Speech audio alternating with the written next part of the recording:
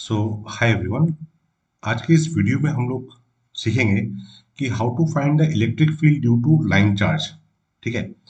अब इससे पहले हम लोगों ने देखा था कि अगर एक रिंग ऑफ चार्ज है, ठीक है, तो उसके एक्सिस पे इलेक्ट्रिक फील्ड कैसे कैलकुलेट करना है।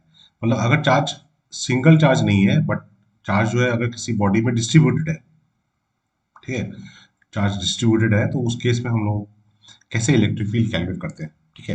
तो एक एग्जांपल हम लोगों ने देखा था रिंग के लिए। ठीक है। सो आज के इस वीडियो में हम लोग सीखेंगे कि अगर एक लाइन चार्ज है, ठीक है, जैसे रॉड जैसा कोई चीज हो गया, और उसमें अगर चार्ज है, सपोज कर ली यहाँ पे मैं रॉड ड्रॉ करता हूँ। ठीक है। ये एक रॉड है। ठीक है। और इसमें सपोज कर लीजिए कि पॉजिटिव चार्ज है, एंड पॉजिटिव चार्ज मतलब यूनिफॉर्मली डिस्ट्रीब्यूटेड है। ठीक है। अच्छा, तो इस रॉड के लिए हमको यहाँ पे कोई पॉइंट है, पॉइंट पी। तो इस पॉइंट पे हमको इलेक्ट्रिक फील्ड कैलकुलेट करना है। ठीक है। तो हम लोग क्या करेंगे, सबसे पहले हम लोग एक छोटा एलिमेंट ही लेते हैं यहाँ पे। ठीक है। Small element. और इस स्मॉल एलिमेंट के लिए हम लोग पहले इलेक्ट्रिक फील्ड कैलकुलेट करते हैं यहाँ पे। ठीक है। इस एलिमेंट के लिए यहाँ पे इलेक्ट्रिक फील्ड कितना होगा। तो सपोज कर लीजिए कि यहाँ पे एक पॉइंट लेते हैं, तो यहाँ से ये नॉर्मल ड्रॉप कर दिया। ठीक है, ये 90 डिग्री है। और इस एलिमेंट को भी यहाँ से कनेक्ट कर दिया। ठीक है। अब ये जो एलिमेंट है, इस एलिमेंट का जो लेंथ है, कुछ मान लेते हैं डीएल। ठीक है। और ये जो एलिमेंट है, यहाँ से ये कोई रेफरेंस पॉइंट ओ, जो कि नॉट, ये मिड पॉइंट नहीं है। ठीक है। O is not the mid point, मतलब यहाँ से मैंने नॉर्मल ड्रॉप किया है। ठीक है। तो जी ओ से ये जो एलिमेंट का डिस्टेंस है वो एल है। ठीक है। ओ से पी तक का डिस्टेंस है आर है। ठीक है। और इस एलिमेंट का पी से डिस्टेंस जो है वो डी है। ठीक है। और ये जो एंगल है, ये एंगल हम ले लिया थीटा। ठीक है। अच्छा, अब यहाँ पे पी पॉइंट में जो इलेक्ट्रिक फील्ड होगा because of this small element. अब ये तो रिंग में, मतलब रॉड में, सॉरी, पूरा पॉजिटिव चार्ज है, तो ये जो स्मॉल एलिमेंट है, यहाँ पे भी पॉजिटिव चार्ज ही होगा। ठीक है। तो उस पॉजिटिव चार्ज के लिए इलेक्ट्रिक फील्ड कहाँ होगा, अवे फ्रॉम द चार्ज होगा। तो इलेक्ट्रिक फील्ड हम लोग यहाँ पे away from the charge mark कर दिए, ये डीई हो गया। ठीक है। अब ये एंगल अगर थीटा है, तो इसका एक कंपोनेंट हॉरिजॉन्टल डायरेक्शन में होगा। मतलब ये थीटा हो गया, तो ये भी तो थीटा होगा। तो ये जो डी है, इसका एक कंपोनेंट यहाँ पे जाएगा। ठीक है। कितना होगा वो, डी कॉस थीटा। और एक कंपोनेंट नीचे की तरफ जाएगा, ये कितना हो जाएगा, डी साइन थीटा। ठीक है। अब ये इलेक्ट्रिक फील्ड के हमारे दो कंपोनेंट मिल गए। अब ये इलेक्ट्रिक फील्ड किसके लिए है, ये स्मॉल एलिमेंट के लिए है। ठीक है। अच्छा, तो ये जो स्मॉल एलिमेंट है, उसके लिए इलेक्ट्रिक फील्ड का एक्सप्रेशन कितना होगा, for small element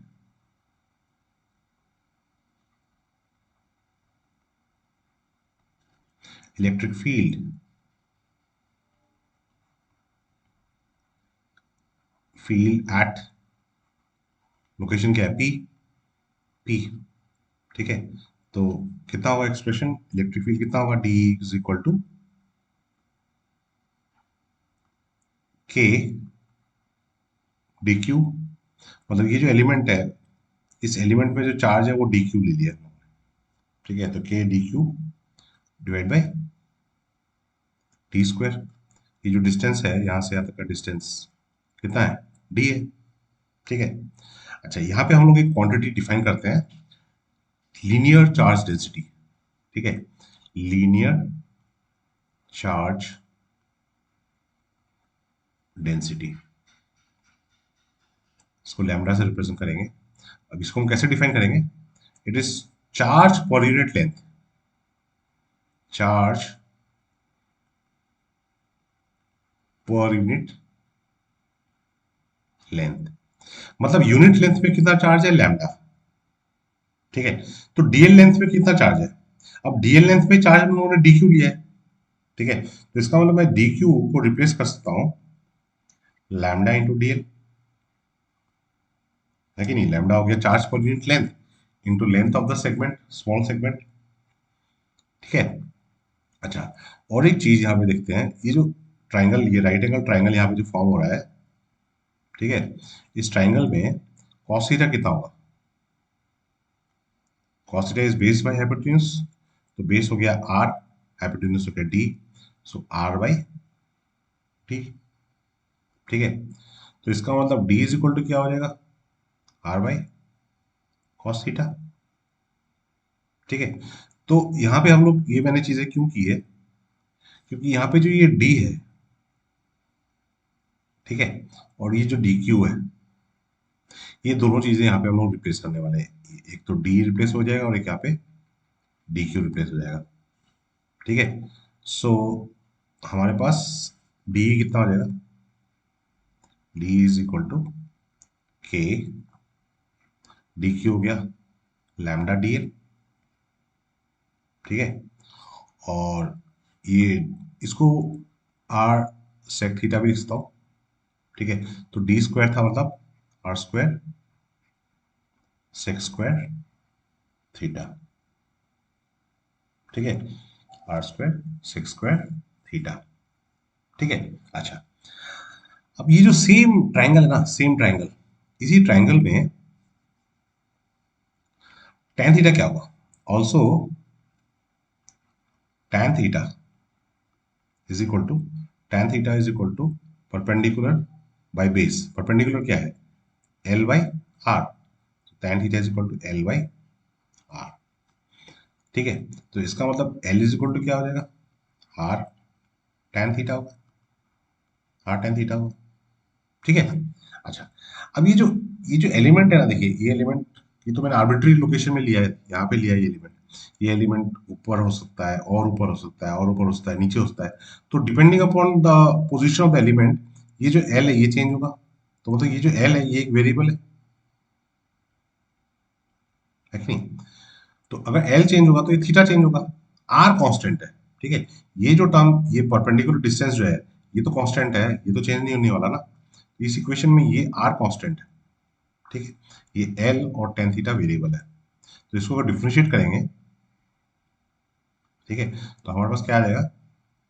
D L is equal to are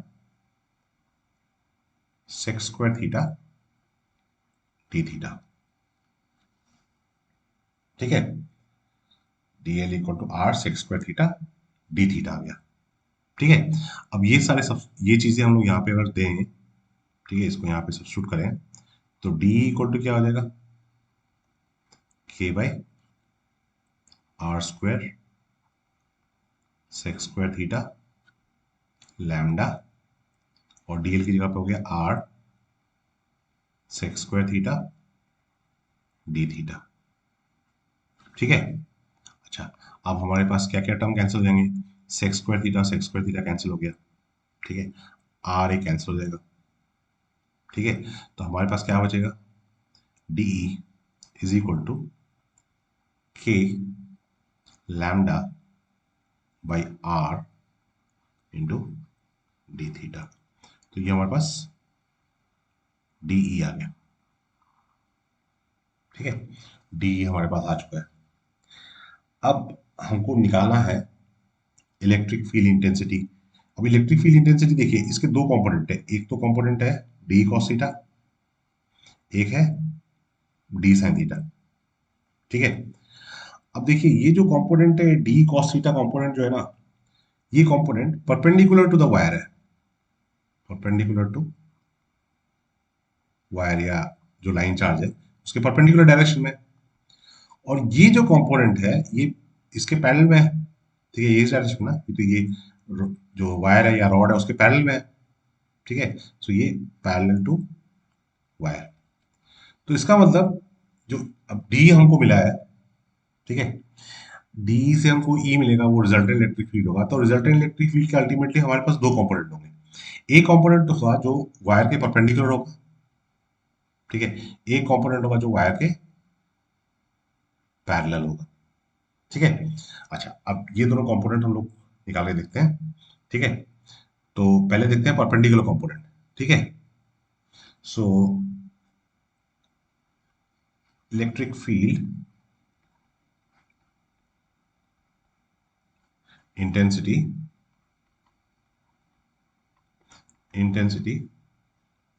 perpendicular to the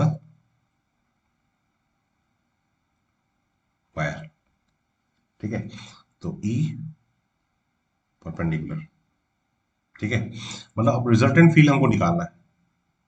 ठीक है, देखिए अब एक चीज यहाँ पे, ये जो एलिमेंट हम लोगों ने लिया था ना, छोटा एलिमेंट, इसका लोकेशन, इसका जो लोकेशन है वो यहाँ पे है।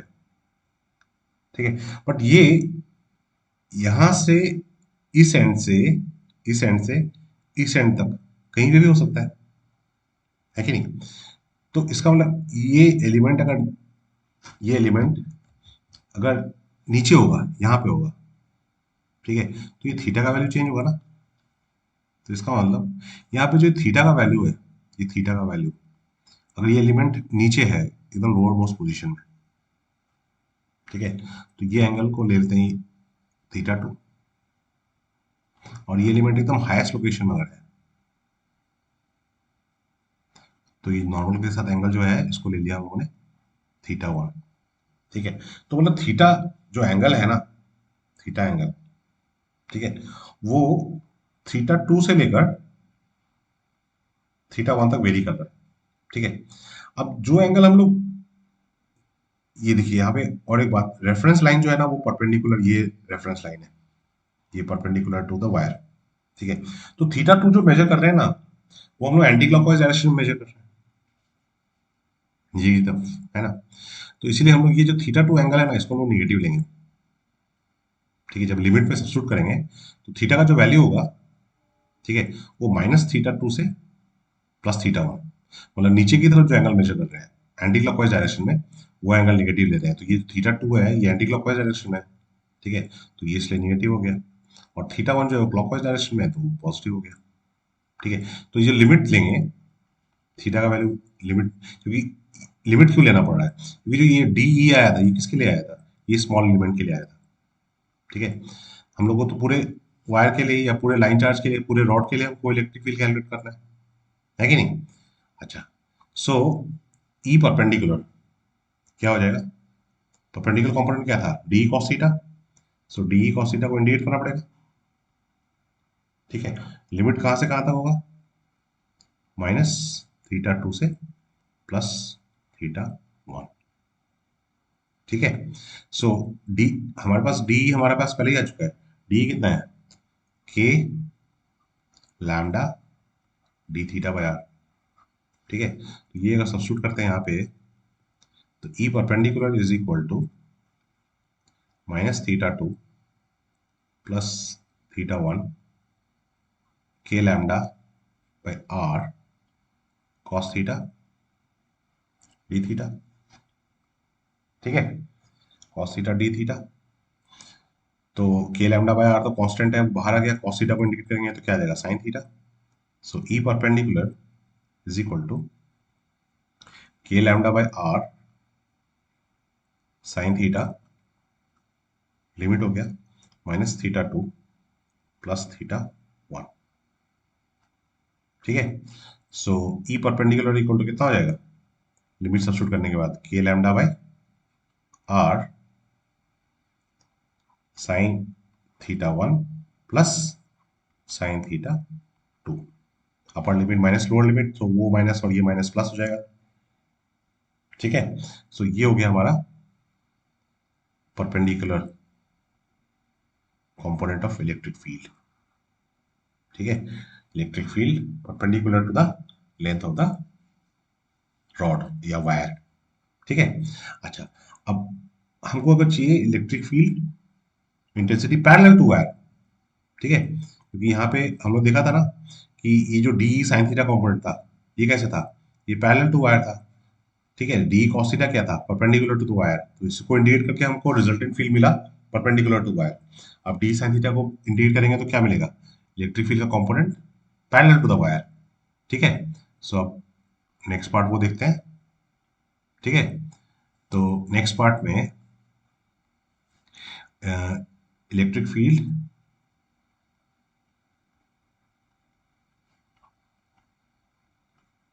Intensity, electric field intensity parallel to the wire, ठीक है। So E parallel is equal to D sine theta, ये जो पैरेलल कंपोनेंट था डी साइन थीटा था, ठीक है। सो अगेन इंटीग्रेट करेंगे माइनस थीटा टू से प्लस थीटा वन, ठीक है। सो ये minus theta two plus theta one K lambda by R sine theta D theta, ठीक है। अब सो इसको अगर इंटीग्रेट करेंगे तो क्या आएगा, A lambda is equal to E parallel is equal to के lambda by R sine theta को इंटीग्रेट करेंगे तो क्या आ जाएगा, minus cos theta minus theta two plus theta one, ठीक है। So this is equal to, so ये माइनस साइन को बाहर लें, so this is minus K lambda by R, ठीक है। ये माइनस बाहर चला गया, अब upper limit, so cos theta one minus cos theta two, ठीक है। Cos of minus theta cos theta ही होता है, ठीक है। सो ई लैम्डा और E parallel is equal to, मतलब parallel component of electric field is equal to के लैम्डा बाई आर, ये माइनस अंदर ऑब्जॉर्व कर लिया, so cos theta two minus cos theta one, ठीक है। सो ये हो गया आपका इलेक्ट्रिक फील्ड का component parallel to the direction of the wire, ठीक है, parallel to the direction of the wire, ठीक है। तो एक बार रिजल्ट को समराइज कर लेते हैं कि क्या चीज हमको मिला में अभी, कि this is a line charge, ठीक है, इसमें पॉजिटिव चार्ज है, यहाँ पे कोई एक लोकेशन है जहां पे आपको इलेक्ट्रिक फील्ड निकालना है, ठीक है।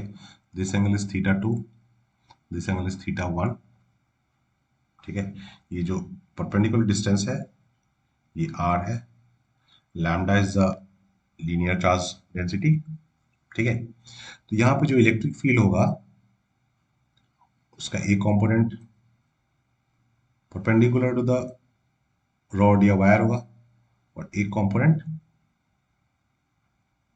पैरेलल टू द वायर, ठीक है। जो परपेंडिकुलर कंपोनेंट होगा वो हमको कितना मिला, कि lambda by R sine theta one plus sine theta two, और जो पैरेलल कंपोनेंट है वो कितना मिला, के lambda by R cos theta two minus cos theta one, ठीक है। ये पी पॉइंट हम लोगों ने इलेक्ट्रिक फील्ड निकाला है, ठीक है। अच्छा, यहाँ पे भी कुछ स्पेशल केस हो सकते हैं, ठीक है। जैसे पी जो है वो परपेंडिकुलर बाइसेक्टर पे है, ठीक है, पी ऑन परपेंडिकुलर बाइसेक्टर। तो अगर परपेंडिकुलर बाइसेक्टर पे होगा तो ये थीटा वन और थीटा टू एंगल तो इक्वल होगा, theta one will be equal to theta two, ठीक है। Theta one equal to theta two अगर हो गया तो उस केस में ये जो टर्म है ये टर्म तो जीरो हो जाएगा, ठीक है, ये टर्म जीरो हो जाएगा। तो इसका मतलब ई पैरेलल जो होगा वो जीरो होगा, there will not be any component of electric field parallel to the wire, ठीक है। और ई परपेंडिकुलर क्या हो जाएगा, theta one equal to theta two है ना, is equal to suppose theta ले लिया से, तो ये दोनों एंगल तो theta one theta two equal हो गया, ठीक है। तो क्या हो जाएगा, ये टू के lambda by R multiplied by sine theta, ठीक है। ये हो गया जब पी परपेंडिकुलर बाइसेक्टर पे, ठीक है। अच्छा, और एक चीज होता है कि वायर ऑफ इनफाइनाइट लेंथ, मतलब ये जो है ये ऊपर इन्फिनिटी तक जा रहा है, नीचे भी इन्फिनिटी तक जा रहा है, ठीक है, wire of infinite length, wire of infinite length. तो उस केस में क्या हो जाएगा, देखो ये ये इसको अगर मैं ऊपर इंक्रीज करते जाऊंगा तो थीटा वन तो इंक्रीज होते जाएगा। तो ये अगर इन्फिनिटी में चला गया तो ये लाइन पैरेलल हो जाएगा, इसके पैरेलल हो जाएगा। तो इसका सिमिलरली नीचे भी होगा वैसे ही। तो वायर ऑफ इनफाइनाइट लेंथ अगर है तो इसका मतलब theta one is equal to theta two is equal to 90 degree होगा। ठीक है, इक्वल टू 90 डिग्री। तो उस केस में तो ये cos 90 ये तो जीरो हो जाएगा। ठीक है, पैरेलल कंपोनेंट रहेगा नहीं, ये पैरेलल भी जीरो। ठीक है, और ई परपेंडिकुलर क्या हो जाएगा, ई परपेंडिकुलर ये दोनों ये तो ये वन प्लस वन टू हो जाएगा, है ना। सो टू के लैम्डा बाई आर। ठीक है, टू के लैम्डा बाई आर। ठीक है, इसी चीज को ऐसे भी लिख सकते हैं, मतलब अगर एप्सिलॉन नॉट के फॉर्म में लिखना है तो टू लैम्डा के मतलब four pi epsilon naught R. तो ये टू कैंसिल हो जाएगा, तो इसका मतलब ई परपेंडिकुलर इक्वल टू क्या हो जाएगा, lambda by twice pi epsilon naught R. ये वायर ऑफ इनफाइनाइट लेंथ के लिए। ठीक है, सो ये कुछ स्पेशल केसेस थे। ठीक है, सो ये डेरिवेशन भी आपको एक बार प्रैक्टिस करके देखना है। ठीक है, डेरिवेशन एग्जाम में मतलब ये तो वैसे भी जेई और नीट के लिए एंट्रेंस के लिए है, बोर्ड में तो आएगा नहीं। ठीक है, डेरिवेशन तो एग्जाम में नहीं आता है, बट डेरिवेशन अगर हम लोग करते हैं तो हमारे कॉन्सेप्ट थोड़े और क्लियर होते हैं। ठीक है, तो डेरिवेशन बेस अगर कोई दूसरा क्वेश्चन आ गया तो हम लोग कर पाएंगे। ठीक है, सो इस वीडियो में अगर कुछ डाउट है तो आप लोग कमेंट कीजिएगा। ओके।